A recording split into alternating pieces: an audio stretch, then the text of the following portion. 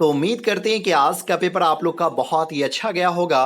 Question ठीक ठाक था, एक एवरेज क्वेश्चन था, लेकिन जो मैं शुरू से आप लोग को बताते आ रहा हूं कि हिंदी में परिचय से ढेर सारे क्वेश्चन पूछे जाते हैं और साइंस के बच्चे के लिए थोड़ा सा टफ हो जाता है, क्योंकि जब आप क्वेश्चन को देखेंगे तो जो भी क्वेश्चन है बुक से वो सब रटने वाला क्वेश्चन है। कोई भी कहानी के अंदर से या कविता के अंदर से क्वेश्चन नहीं पूछा गया हुआ है, बल्कि जो भी रटने वाला क्वेश्चन है सब वो रटने वाला क्वेश्चन दिए हुआ है। और साइंस के स्टूडेंट के अंदर ये आदत होती है कि वो चीज़ को रटते नहीं हैं, लेकिन फिर भी हिंदी में जो है लगभग जितने भी क्वेश्चन है वो सब रटने वाले हैं। और खास करके जो है जो कृति है, जो रचना है, वो रचना से ढेर सारा क्वेश्चन पूछा गया हुआ है। अब बच्चे जब तक उसको रटेंगे नहीं तब तक वो तो याद रहेगा नहीं, क्योंकि सब याद करने वाली चीज़ें, तो इसलिए थोड़ा सा क्वेश्चन जो है सो टफ हो जाता है साइंस के लिए, साइंस के स्टूडेंट के लिए, क्योंकि बुक से ज़्यादातर क्वेश्चन जो जो पूछा जाता है वो याद करने वाला ही क्वेश्चन होता है। लेकिन फिर भी चलिए, आज की इस वीडियो में हम लोग जो है आंसर की को देखने वाले हैं। ये हमारे पास जो सेट कोड है वो बी का है। तो चलिए हम लोग बढ़ते हैं पहले क्वेश्चन की तरफ और देखते हैं कि पहला क्वेश्चन कौन सा है। तो पहला क्वेश्चन है, जख्म पर धूल शीर्षक कविता किसकी रचना है। अब जैसे यहाँ पे पहला ही क्वेश्चन आप लोग देखेंगे तो ये पहला ही क्वेश्चन याद करने वाला है, रटने वाला ही क्वेश्चन है कि जख्म पर धूल किसने लिखा है। तो ये जो लिखा गया हुआ है वो मलियज के द्वारा लिखा गया हुआ है, यानी कि सही आंसर बी हो जाएगा। त्रिच शीर्षक पाठ में लेखक के पिताजी कितने साल के हैं। तो ये 55 साल के हैं, सही आंसर सी हो जाएगा। लीड बेटर किन में विश्व शिक्षक का रूप देखते हैं। तो जे कृष्णमूर्ति में, सही आंसर जो सो डी हो जाएगा। शिक्षा शीर्षक पाठ के अनुसार सत्य की खोज तभी संभव है जब स्वतंत्रता हो, यानी कि ए हो जाएगा। चलिए अगला क्वेश्चन, क्वेश्चन नंबर 5 होगा।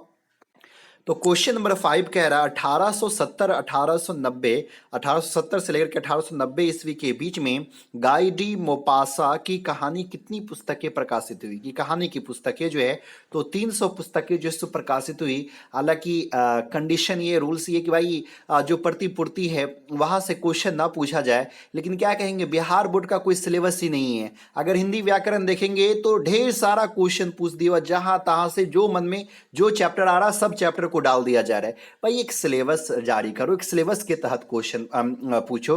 अब बच्चे तो ये नहीं कि सिर्फ हिंदी में ही लगा हुआ रहेगा, हिंदी व्याकरण में ही लगा हुआ रहेगा, सारी चीज को पढ़ता रहेगा, सारे चैप्टर को पढ़ता हुआ रहेगा। आप ऑब्जेक्टिव को अगर ज्यादा कर दिए हो तो इसका मतलब ये तो नहीं कि आप जो है सो चैप्टर को ही बढ़ा दे। आप ऑब्जेक्टिव इसलिए ज्यादा किए ताकि बच्चे लोग को आसानी हो। लॉकडाउन में वो ज्यादा पढ़ाई नहीं कर सका है, लेकिन आप ऑप्शन ज्यादा नहीं कर रहे, ऑब्जेक्टिव को नहीं बढ़ा रहे, बल्कि इसके साथ साथ आप चैप्टर को भी पढ़ा दे रहे, चैप्टर को भी बढ़ा दे रहे। भाई चैप्टर को कम करो और थोड़ा ऑब्जेक्टिव को बढ़ाओ, तो जहां से जो सिलेबस है वहीं से पूछो। लेकिन ऐसा नहीं, लगभग सभी चैप्टर से क्वेश्चन जो है घुसा दिए हुआ है। तो ये प्रतिपूर्ति से पूछा गया हुआ, यानी कि यहाँ पे सही आंसर भी हो जाएगा।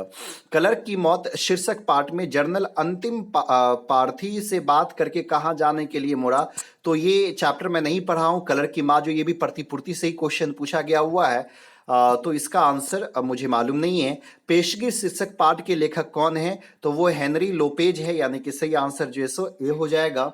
चलिए एक में बढ़ते, 20वीं सदी में प्रगति मानसिकता का दूसरा उन्मेष कैसे हुआ। तो रोमांटिक उत्थान के साथ हुआ था, सही आंसर भी हो जाएगा।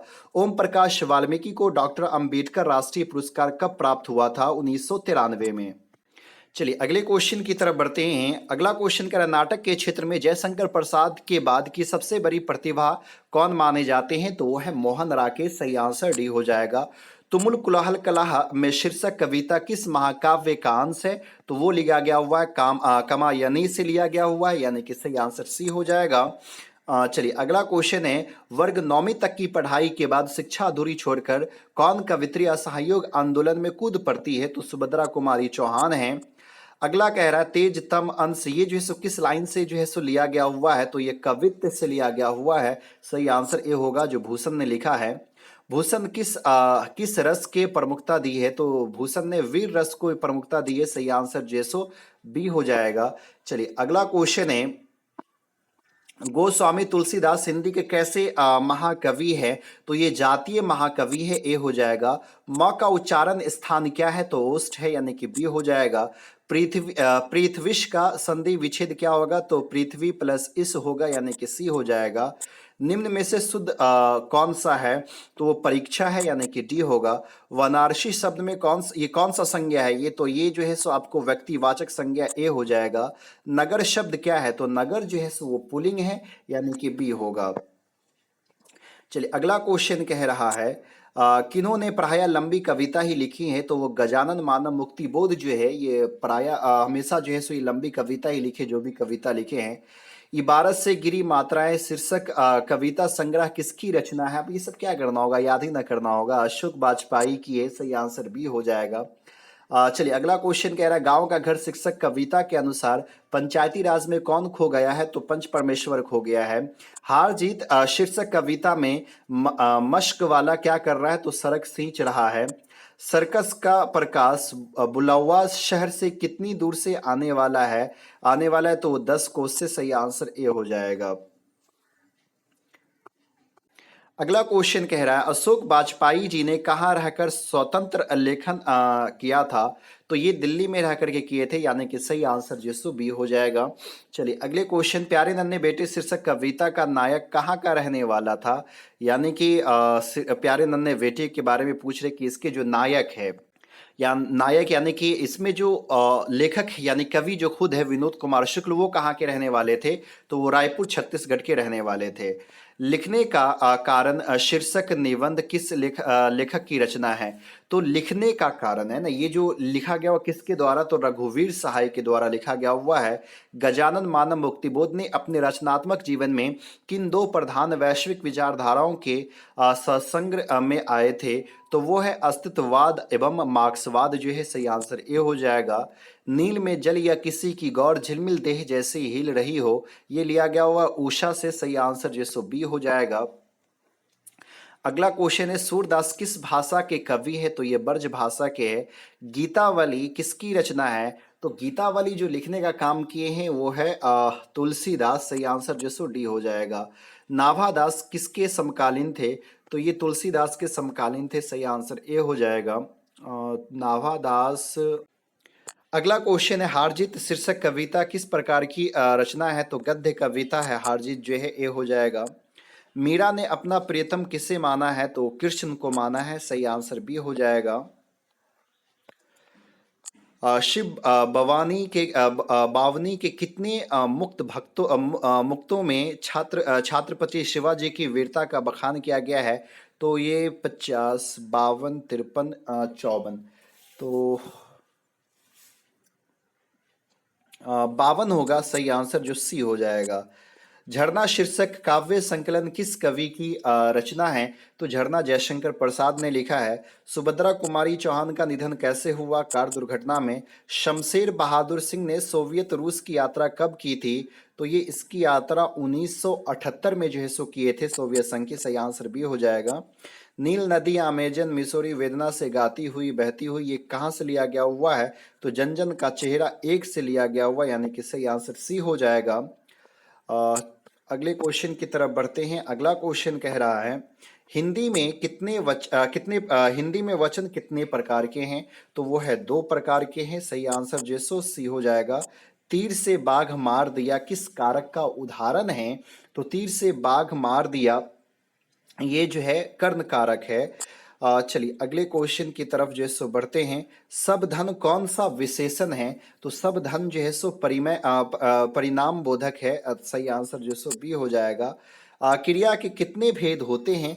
तो क्रिया के जो है सो क्रिया के 2 भेद होते हैं, सही आंसर जो है सो सी हो जाएगा।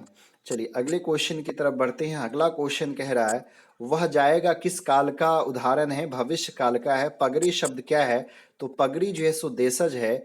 जिन शब्दों के खंड सार्थक न हो उन्हें क्या कहते हैं? तो उसे रूट कहते हैं, सही आंसर बी हो जाएगा। अगला क्वेश्चन कह रहा है विनय शब्द में उपसर्ग है, तो वी है। वंदना शब्द में प्रत्यय क्या है? तो वंदना में अना है, यानी कि डी हो जाएगा। सौभाग्य शब्द का विलोम क्या है? तो दुर्भाग्य हो जाएगा। चलिए अगला क्वेश्चन कह रहा है पत्नी शब्द का पर्यायवाची क्या होगा? अर्धगिनी होगा, सी हो जाएगा। हमारे जवानों को देखकर दुश्मन भाग गए, कौन सा समास है? संयुक्त समास है। कहा जा सकता है कौन पदबंध है? कहा जा सकता है तो ये क्रिया पदबंध है। सही आंसर जो है सो डी हो जाएगा। चतुर्भुज चतुर्भुज शब्द कौन सा समास है? तो ये द्विगुणु समास से ए हो जाएगा। विकास शब्द का विशेषण क्या होगा? विकसित होगा। चलिए अगले क्वेश्चन की तरफ बढ़ते हैं। संज्ञा सर्वनाम और विशेषण के अंत में लगने वाले प्रत्यय को क्या कहते हैं? धित कहते हैं। ए हो जाएगा। यौरल वह कौन सा व्यंजन है? तो ये जो है अंतस्थ व्यंजन है। सही आंसर सी हो जाएगा। हिंदी में अनुशासिक वर्णों की संख्या कितनी है? तो 5 है, यानी कि सही आंसर डी हो जाएगा। दिगंबर शब्द का संधि विच्छेद क्या होगा? दिक प्लस अंबर। अधिनायक शीर्षक कविता किस संग्रह से ली गई है? तो आत्महत्या के विरुद्ध से ली गई है। चलिए अगला क्वेश्चन कह रहा है एक लेख और एक पत्र शीर्षक पाठ क्या है? तो एक लेख और एक पत्र ऐतिहासिक पत्र होगा। सही आंसर ए हो जाएगा। भगत सिंह के पिता का क्या नाम था? सरदार किशन सिंह है। ओ सदानेरा शीर्षक पाठ के अनुसार सन 1962 की बाढ़ का दृश्य जिन्होंने देखा उन्होंने रामचरितमानस में किसके क्रोध रूपी नदी की बाढ़ की याद आई होगी? तो कैकेयी की। सही आंसर जो सी हो जाएगा। ओ सदा नीरा पाठ के अनुसार गांधी जी ने आश्रम विद्यालय कहाँ स्थापित किया था? बरहरवा, मधुबन और भितिहरवा, यानी कि सही आंसर डी हो जाएगा। मोहन राकेश किस आंदोलन के प्रमुख हस्ताक्षर थे? यानी कि ए हो जाएगा नई कहानी आंदोलन के। चलिए अगले क्वेश्चन की तरफ बढ़ते हैं। अगला क्वेश्चन कह रहे हैं सिपाही की माँ शीर्षक पाठ में हड्डियों का ढांचा हड्डियों का चलता फिरता ढांचा कौन है? तो वो दीनू कुम्हार है। आलोचना त्रैमासिक के प्रधान संपादक कौन थे? तो वो है नामवर सिंह। सही आंसर जो सी हो जाएगा। प्रगति और समाज शीर्षक पाठ के अनुसार आचार्य रामचंद्र शुक्ल के काव्य सिद्धांत का आदर्श क्या था? तो 69 का सही आंसर हो जाएगा प्रबंध काव्य है कि नहीं? प्रबंध काव्य प्रगति और समाज है कि नहीं? सही आंसर डी हो जाएगा। जूठन शीर्षक आत्मकथा में स्कूल के हेडमास्टर का नाम क्या था? कलीराम। ए हो जाएगा। निम्न में से शुद्ध शब्द कौन है? तत्व है, यानी कि बी हो जाएगा।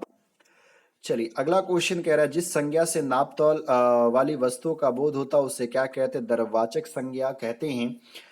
शिक्षा शब्द क्या है? स्त्रीलिंग हो जाएगा। भिक्षा शब्द क्या है? तो ये है तत्सम है। पाठक शब्द का स्त्रीलिंग क्या होगा? पाठिका होगा। कक्षा शब्द क्या है? तो कक्षा शब्द भी स्त्रीलिंग हो जाएगा। बिल्ली छत से कूद पड़ी किस कारक का उदाहरण है? तो ये अपादान कारक का है। सही आंसर सी हो जाएगा। अगला क्वेश्चन कह रहा है विदेश शब्द कौन सा समास है? देश विदेश कौन सा समास है? द्वंद्व समास से। डी हो जाएगा। कोसों दूर भागना मुहावरा का अर्थ क्या है? बहुत अलग रहना।